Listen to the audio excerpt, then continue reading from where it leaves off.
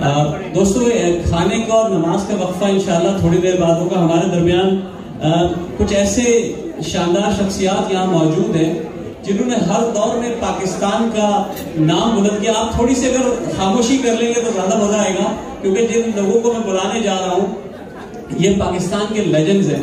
इन्होंने हर दौर में पाकिस्तान का नाम रोशन किया है और ये हर दौर में जब भी इनकी जरूरत पड़ी है इन्होंने अपने बॉल से, अपनी बैट से ऐसे कारनामे अंजाम दिए हैं कि जो आप सबको याद रहेंगे। तो मैं चाहूंगा इस तारीखी ओवल ग्राउंड में जो आज एक ऐसी खूबसूरत शाम इंडस हेल्थ नेटवर्क के साथ हम मना रहे हैं, आप सब जानते हैं इंडस हेल्थ नेटवर्क ने कितने कारनामे अंजाम दिए हैं। अब कुछ कारनामे हमें सब, मैं चाहूंगा थोड़ी सी खामोशी हो जाए प्लीज, थोड़ी सी खामोशी।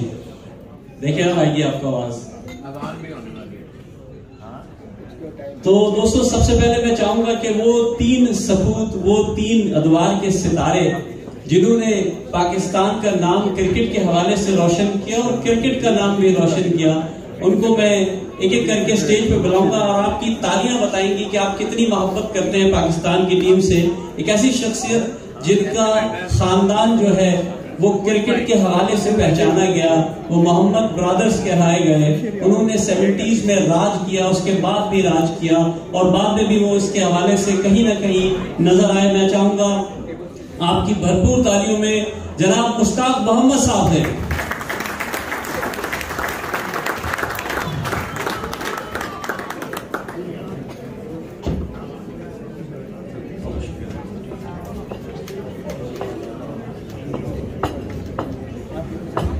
दोस्तों, किसी जमाने में इनको कहा जाता था कि ये रन्स बनाने की मशीन है और 2006 का वो साल आप सबको याद होगा जब इन्होंने अपने बैट से वो कारनामे अंजाम दिए कि पूरी दुनिया में सबसे ज्यादा रन्स बनाने वालों में इनका नाम साबित हुआ। मैं इनको कहा करता हूँ कि ये बनियानुल मरसूस है, शीशा पिलाई हुई दीवार थे कराची और पाकिस्तान की टीम के लिए। मैं चाहूंगा भरपूर तालियों में जनाब मोहम्मद यूसुफ साहब।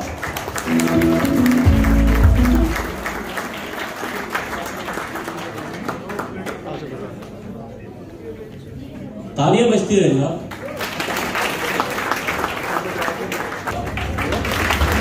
बहुत बहुत शुक्रिया और भरपूर तालियां मैं चाहूंगा हमारे मेहमान स्टेज पे तशरीफ लाए आपकी तालियों की गूंज में।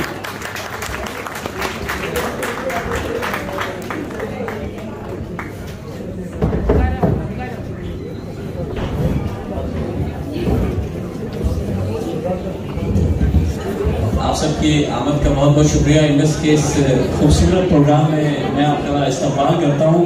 मैं चाहूँगा मुश्ताक साहब हमारे दरमियान मौजूद हैं, हमारे सीनियर हैं और बहुत अच्छा इन्होंने क्रिकेट के हवाले से न सिर्फ इन्होंने बल्कि इनके पूरी फैमिली ने जो है वो कारनामे अंजाम दिए। सर, 70 और 80 की दहाई, 60 की दहाई भी आप लोग खेला करते थे। क्रिकेट बहुत सीधी सादा और बहुत आसान सा खेल हुआ करता था। वनडेज भी जो है वो 75 के बाद शुरू हुए। तो वो उस दौर में खेलना, मतलब जिस दौर में कहा जाता था कि पढ़ोगे लिखोगे तो बनोगे नवाब और खेलोगे कूदोगे तो होगे खराब, और आप लोगों ने इतना नाम रोशन किया। क्या थी आपकी इंस्पिरेशन, कैसे आप इस तरफ आए? क्रिकेट हमारे फैमिली के अंदर लग जाती शुरू से।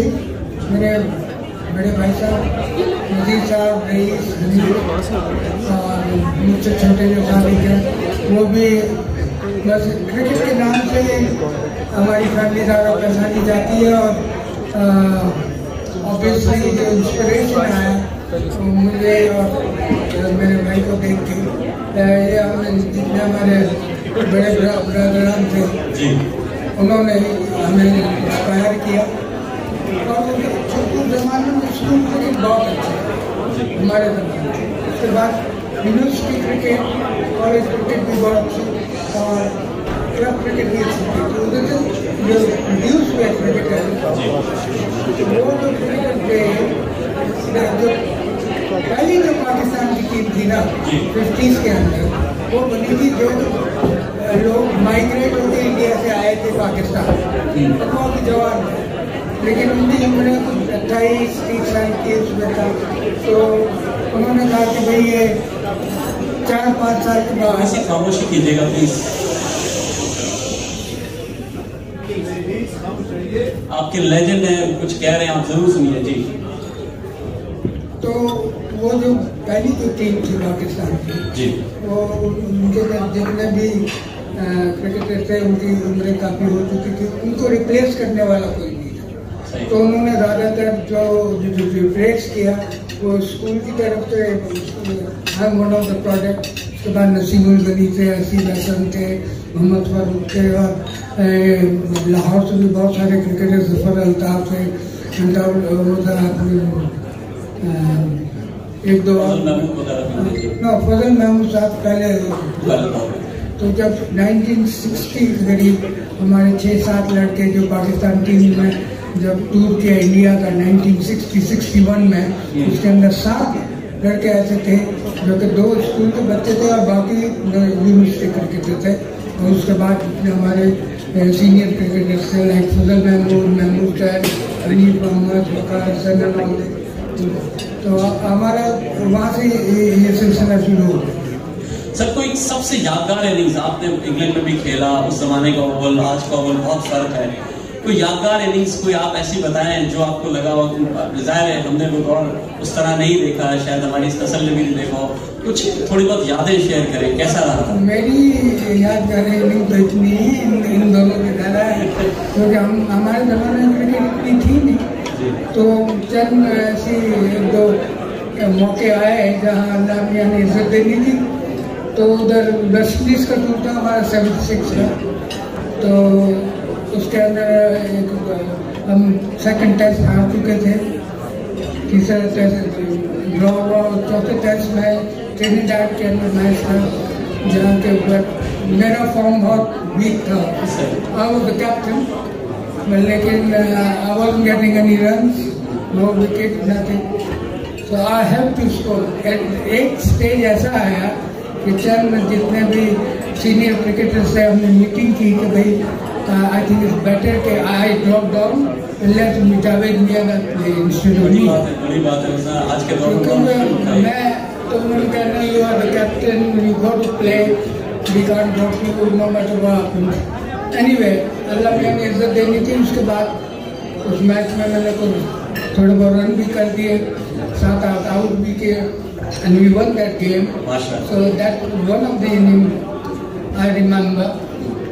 But my most dear to my heart was जब हम कैरी पैकर के लिए ऑस्ट्रेलिया में खेले थे, उस दौरान during our Kerry Packer season at Australia, Pakistan cricket team was touring New Zealand. तो उन्होंने मुझे रिलीज करके वहाँ भेजा, मैं, माजिद, इमरान, ज़हीर अब्बास वगैरह 3-4 थे हम। तो अब वहाँ गए तो उस फर्स्ट टेस्ट मैच के अंदर we were having a little bit of problem because हमारे 3-4 प्लेयर कैरी पैकर के अंदर बिजी थे। सो द स्ट्रेटजी वो किस तरह भी हो, ये पहला टेस्ट आप ड्रॉ कर दें। हाँ, सेकंड टेस्ट मैच के अंदर हमारे जितने माइनस खिलाड़ी हो सब कैरी पैकर से वापस आ जाएंगे। करना ऐसा हुआ कि जी अगेन गॉड इज ग्रेट, हम जिस मैच को ड्रॉ करना चाह रहे थे, we end up winning that by, ताली होनी चाहिए इस बात पे।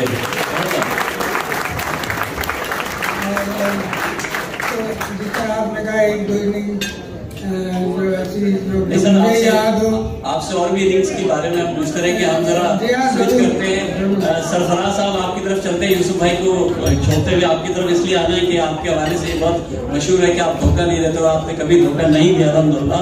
आप कुछ याद करते हैं वो चैंपियंस ट्रॉफी? हम लोग तो सब बेचैन थे, लंदन बहुत बेचैन था उस रात, और आप एक रात गुजार रहे थे, अगली रात सुबह आपने खेलना था, क्या सिचुएशन थी, कैसा सोच रहे थे, टीम कितनी जल थी, कितने मिले हुए थे, कितने सब लड़के तैयार थे, क्या कहेंगे? और हिंदुस्तान से मैच था।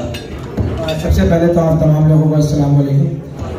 और जहाँ तक रही बात फाइनल की, तो देखिए 8 साल हो गए उस बात को, अभी 18 जून को 3 दिन पहले हमने उसकी 8वीं सालगिरह मनाई है, और इसी ग्राउंड पे हमने चैंपियन ट्रॉफी का ताली होनी चाहिए इस बात पे।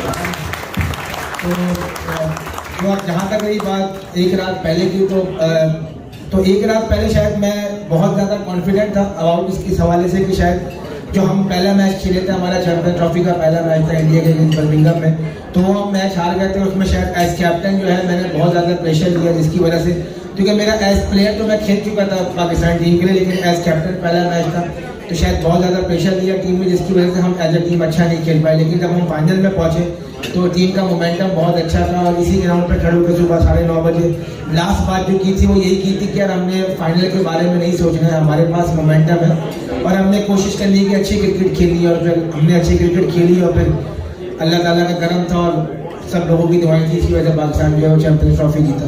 बहुत जबरदस्त, तालियां होनी चाहिए। हमारे दरमियान एक और बहुत अच्छे क्रिकेटर मौजूद है, मैं चाहूंगा यूनुस साहब यहाँ मौजूद है। यूनुस साहब आप भी प्लीज स्टेज पे तशरीफ लाइएगा। जनाब यूनुस साहब, तालियां होनी चाहिए भरपूर इनके लिए। यूसुफ भाई, 2006 का वो साल जो पाकिस्तान के लिए बहुत खुशियां लेकर आया, खुशियों का नवीद साबित हुआ, इसलिए कि आपने सबसे ज्यादा रन्स बनाने का एजाज हासिल किया, रन्स मशीन कहा गया आपको। आप उसके बाद जाहिर है आपने बहुत सी जो है इंतजामी जिम्मेदारियां भी क्रिकेट के हवाले से निभाई, लेकिन वो एक कैसा साल था, क्या उसको आप क्या नाम क्या देंगे 2006 के उस साल को? अस्सलाम वालेकुम। नाम तो कोई नहीं दे सकता, लेकिन अल्लाह का फजल था, करम था, क्योंकि क्रिकेट में पहले भी वही खेल रहा था, अभी भी वैसे ही मेहनत कर रहा था, कोशिश कर रहा था।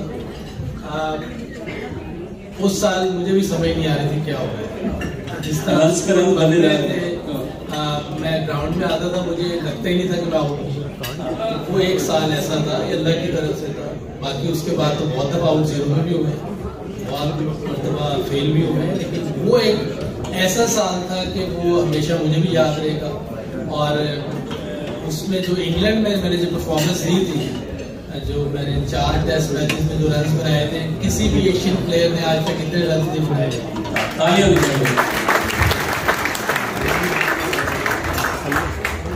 इसमें ये तो ठीक है, लेकिन स्टाइलिश जो एक बैट्समैन था, वो उस जमाने में बैटिंग होती थी, करते थे, आप आते थे और आपके बाद बहुत से लड़के आए, लेकिन उस तरह का मोहम्मद यूसुफ आप किसको देखते हैं?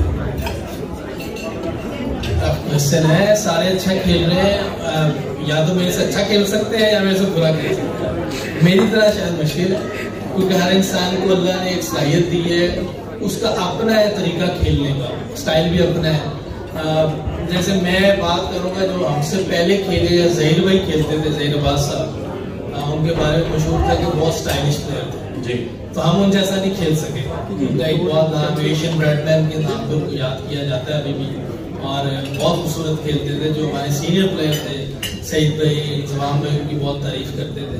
तो ये हर प्लेयर का अपना खेलने का तरीका होता है, लेकिन लेगेसी है, जैसे मुश्ताक भाई की लेगेसी है, जहीर भाई की, जावेद भाई, जितने भी हमारे अच्छे बैट्समैन गुजरे हैं, वो एक लेगेसी है, जिनको फिर हम कोशिश करते हैं उनकी नकल करने की, तो कहीं हम भी कामयाब हो जाते हैं। बहुत अच्छी बात की आपने। सफान भाई, आपकी तरफ चलते हैं। मैं भी वहीं खड़ा हूँ, 2017 से आगे नहीं बढ़ पा रहा मैं, क्योंकि वो मसाइल मार के मुझे जो है अभी तक दिल में बार बार वो मैच देखता हूँ। वो क्या था, वो फखर की इनिंग्स थी, आमिर का स्पेल था, आपकी कप्तानी थी, अल्लाह की रहमत तो थी यकीनी तौर पे। क्या था वो, उस मैच को क्या कहेंगे आप? क्या था जो सब एक साथ आए और माशाल्लाह छाते चले गए? आमिर की बॉलिंग का स्पेल था, फखर की बैटिंग थी, आप क्या कहेंगे? देखिए, जैसे मैंने पहले आपको बताया कि पाकिस्तान टीम के पास जब मोमेंटम होता है, आप किसी भी दौर में पाकिस्तान टीम को देखें तो जब मोमेंटम आता है तो फिर हमारी टीम जो है बहुत ज़्यादा स्ट्रॉन्ग हो जाती है। तो और उस मैच में हमारे पास मोमेंटम था, हमने इंग्लैंड को हराया, उससे पहले श्रीलंका को हराया, फिर हमने साउथ अफ्रीका को हराया। तो जब फाइनल की बात थी, तो जैसे फखर ने बाद में भी अपना इंटरव्यू में बताया कि उसकी तबीयत बहुत ज़्यादा ख़राब थी, तो उसने सोते में ख्वाब देखा कि वो आउट हो गया और नो बॉल हो गई। तो जब ख्वाबों की ताबीर होती है तो फिर ऐसे ही होती है, और फिर उसकी तबीयत ठीक नहीं थी, वो बॉल पे आउट हुआ, उसके बाद उसने 100 किया। अजहर अली ने बहुत शानदार बैटिंग करी, मोहम्मद हफीज ने अच्छी बैटिंग की, फिर आमिर ने जो स्पेल किया, आई थिंक वो ऐसा स्पेल था कि शायद मैंने अपने करियर में विकेटों के पीछे खड़े होकर ऐसा स्पेल जो है अपने क्रिकेटिंग करियर में है वो नहीं देखा, और बहुत ही आउटस्टैंडिंग स्पेल था, जिसकी वजह से पाकिस्तान टीम जो है।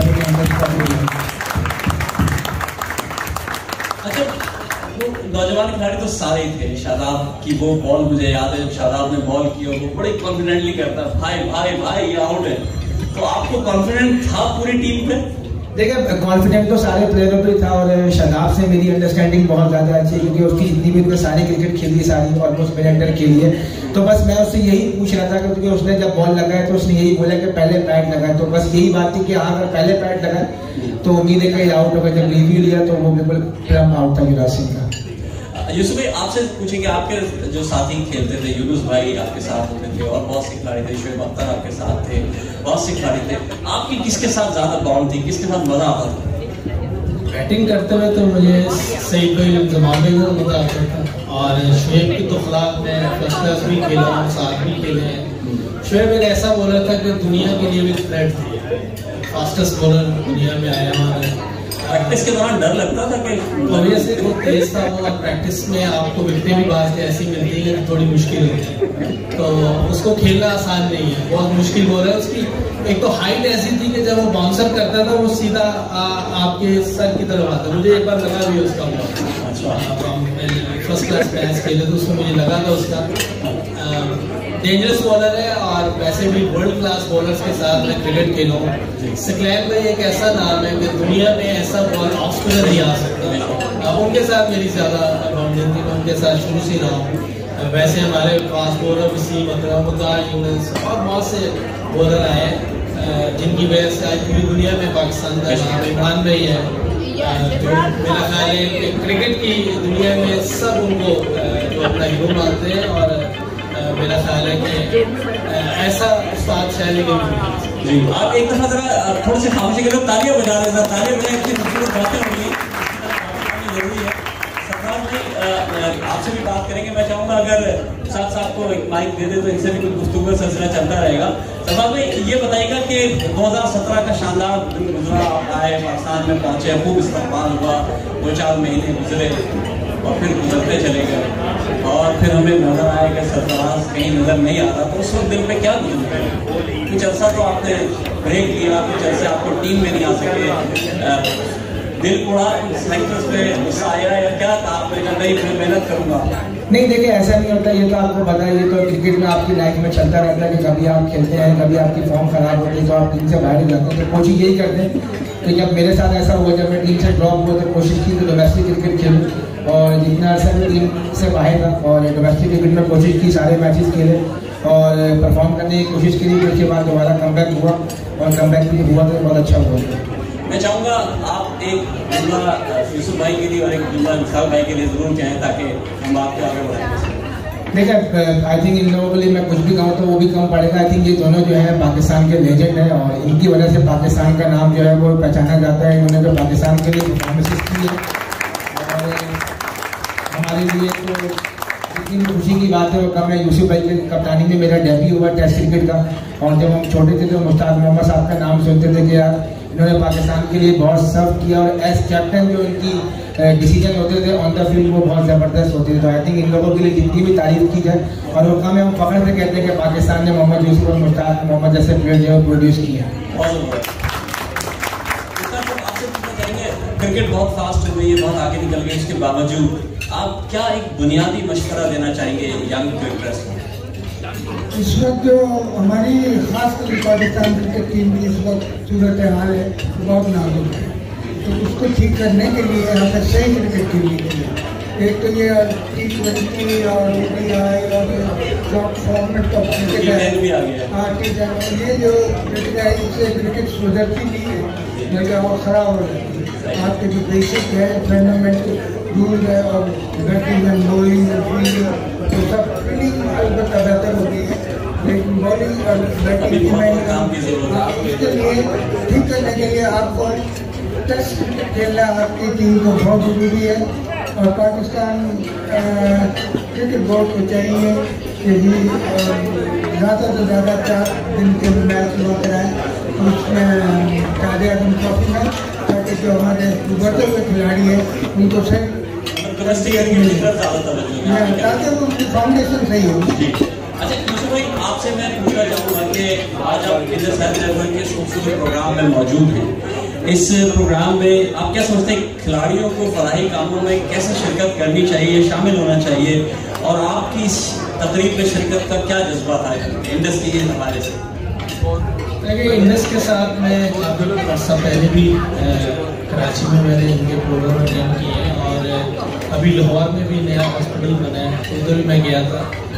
मैं बहुत सी चैरिटी के साथ मैंने काम किया, लेकिन पहले मैं देख लेता हूँ कि ये चैरिटी काम क्या कर रही है और वाकई जो ये बोल रहे हैं वो कर रहे हैं। और इंडस को काम करते हुए मैंने देखा है बहुत ज़बरदस्त काम कर रहा है। चैरिटी का हॉस्पिटल हो और उसमें इतनी अच्छी फैसिलिटीज़ हो कि जैसे मैंने यूके का हॉस्पिटल भी देखे और जो अभी लाहौर में और कराची में मैंने इनका इंडस का हॉस्पिटल जो देखा, जो फैसिलिटीज़ देखी हैं मैं काफ़ी मिलती जुलती है। और ये बहुत बड़ा मैं समझता हूँ कि पाकिस्तान में गरीब लोगों के लिए बहुत बड़ा ये काम है। और जिस तरह मैं कल भी सुन रहा था कि ये 12-13 जगहों पे भी इन्होंने बनाए हॉस्पिटल, 2 बड़े हैं लाहौर और कराची में, लेकिन इसके साथ साथ ये और कोशिश कर रहे हैं कि जहाँ जहाँ पाकिस्तान में ज़रूरत है, वैसे तो पूरे पाकिस्तान में ज़रूरत है, लेकिन जितना इनसे हो सकता है वो कोशिश कर रहे हैं। और ये इसीलिए यहाँ भी प्रोग्राम करने के लिए आए।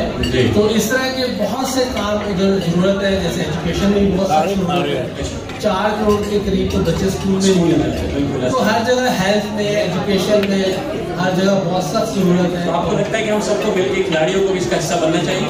जी देखिए, हर उस काम में जिसमें लोगों का फ़ायदा हो सकता है, इंसानियत का फ़ायदा हो सकता है, उसमें हम सबको बढ़ चढ़ के सकते हैं।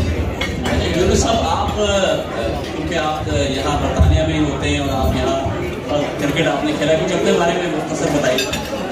अस्सलाम वालेकुम जी, बहुत बहुत मेहरबानी आपकी मुझे इनवाइट करने की, बुलाने के लिए। और मैं ये है कि सबसे ज़रूरी चीज़ है कि यूनुस अहमद का नाम जो है वो टेस्ट क्रिकेट पाकिस्तान की हिस्ट्री में बहुत कम है। हाँ, सईद अहमद का नाम जो है, जो 1960s में और मार्कल क्रिकेटर जिन्होंने फास्टेस्ट 1000 रन टेस्ट मैच में किए in 11 test matches.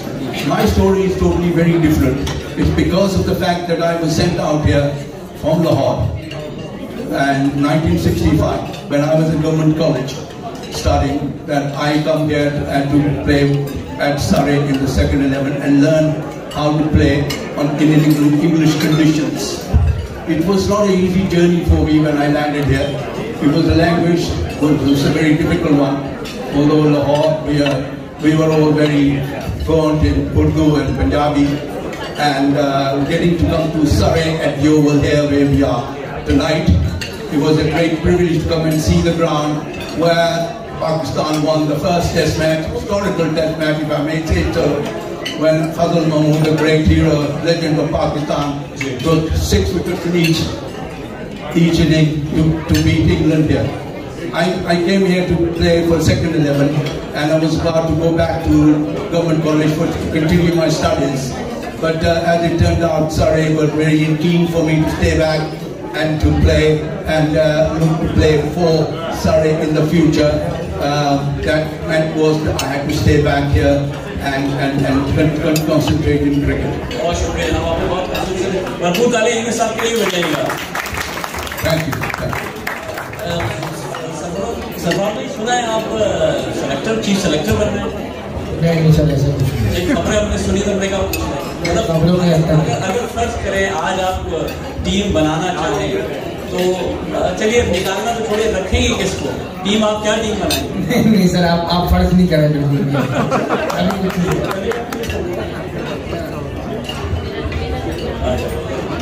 हमारे पास आखिर में वक्त कम है, मैं चाहूँगा आप पाकिस्तान कम्युनिटी को क्या पैगाम देना चाहेंगे? लंदन में यहाँ रहते हैं, बरतानिया में रहते हैं, हमारे दिल पाकिस्तान के साथ रखते हैं और जब कुछ अच्छा बुरा होता है हमारा दिल वही होता है, तो आप क्या कहेंगे इस खूबसूरत कम्युनिटी के बारे में? देखिए, पाकिस्तानी कम्युनिटी को मैं यही कहूँगा कि जब भी पाकिस्तान टीम जब यहाँ पे खेलने आती है तो बहुत बड़ी तादाद में जो है वो हर जगह ग्राउंड पर आते हैं, पाकिस्तान टीम को सपोर्ट करते हैं। और इस तरह की जो ऑर्गेनाइजेशन है, जिस तरीके से इंडस हॉस्पिटल हम सब यहाँ पर मौजूद है, और इस तरह की चैरिटी को आप ज़रूर सपोर्ट करें, क्योंकि आप लोग अगर आप लोगों को नहीं पता है तो हम लोग उसकी गारंटी देते हैं कि बहुत ही अच्छा काम कर रही है, बहुत ही ज़बरदस्त काम कर रही है। और आई थिंक जिन लोगों ने भी यहाँ पर डोनेशन दी, अल्लाह ताला उनके रिस्क में बहुत ज़्यादा इजाफा करेगा और इंशाल्लाह उनका पैसा जो है ना बहुत अच्छी जगह लगेगा और बहुत हमदार लोगों को लगेगा इंशाल्लाह।